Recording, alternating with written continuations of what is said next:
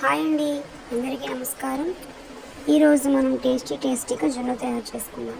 దానికి కావాల్సిన పదార్థాలు: 2 చెంచాల మిరియాలు, 4 చెంచాల పంచదార, యాలకులు 8 నుంచి 10 వరకు,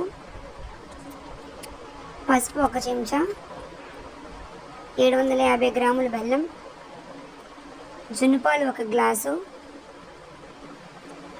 పాలు 2 గ్లాసులు.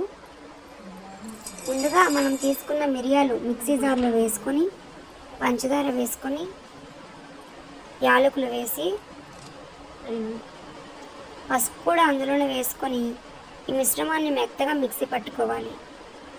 ఈ మిశ్రమాన్ని వేడిగా ఉన్న పాత్ర తీసుకొని ముందుగా తీసుకున్న ఆవు పాలు, జున్నుపాలు వేసుకొని మనం మిక్సీ పట్టిన మిశ్రమాన్ని కూడా అందులోనే వేసుకొని, బెల్లాన్ని చిన్నగా తురిమి దాన్ని కూడా అందులోనే వేసుకొని బెల్లమంతా పాలల్లో కరిగే వరకు బాగా కలుపుకోవాలి.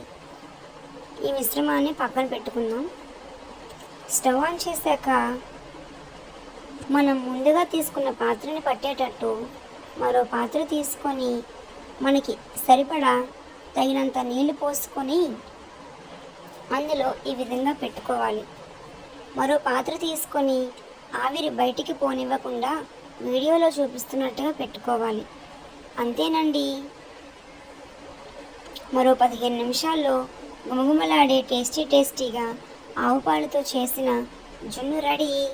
మరో మాట ఉండయి, జున్ను మాత్రం చిన్నపాటి సగ మీద చేసుకోవాలి.